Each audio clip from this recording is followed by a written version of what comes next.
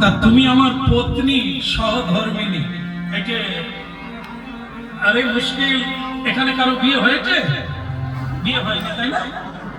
হবে।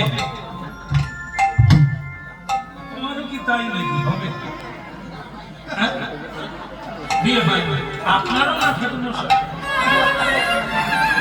অনেক পুরনো কীর্তনিয়া আজ বসে দিয়েছে, উল্টা পালিয়ে যেত, ঘুমিয়ে দিয়েছি তো জল ঢুকে বুঝতে পারছে না রাস্তা।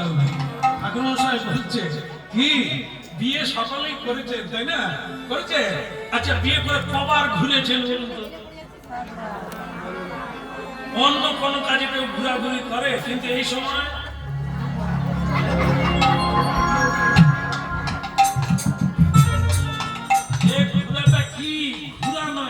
পাগ বলে। পাগ, পাগ মানে জানেন? পাগ মানে বাঁধা, পাগ মানে বাঁধা, পাশ।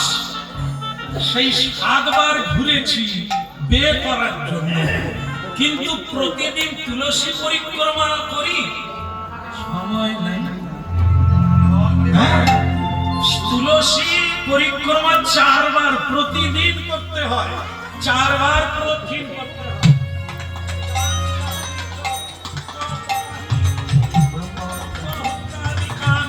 তানি তানি প্রণশন্তি প্রদক্ষিণ। তবে গিয়ে কৃষ্ণ ভক্তিতে বাধা পড়বে। গিন্নি এদিকে এসো, ভোর 4টার সময় আমি বেরোবো। আসলে তোমাকে বিয়ে করেছি তো 7 পাটি বেঁধে। ধর্ম বলে যদি তোর ডাক শুনে কেউ রবীন্দ্রনাথ যদি না আসে, তবে তুমিও ঘুমিয়ে পড়ো। আমরা তো হরিনাম প্রচার করি, 3 ঘন্টা হরিনাম শুনে তারপরে বলি কি তা আপনি এখন হরিনাম টাম করেন? বলে আগো আপনার কীর্তন শুনি, শুনে খুব ভালো লাগে, বাড়ির লোককে বলি, কেউ কথা শোনে না, কেউ করে না বলে আমিও করি।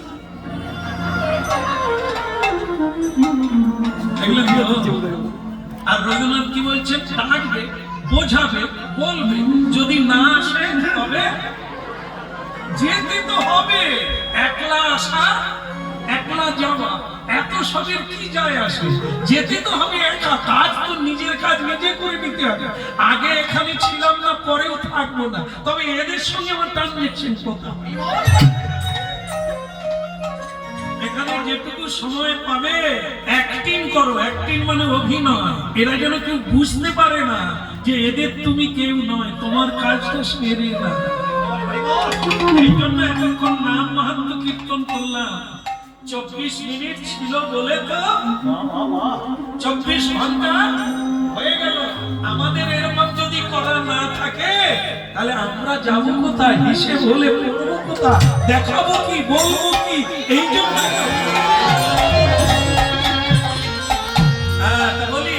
বলি নাকি ভোর 4টা বাজলেই আমি বেরিয়ে যাবো পায়ে হাঁটতে হাঁটতে। তোমার যদি ভালো লাগে জোর আমি কাউকে করবো, বোঝাবো।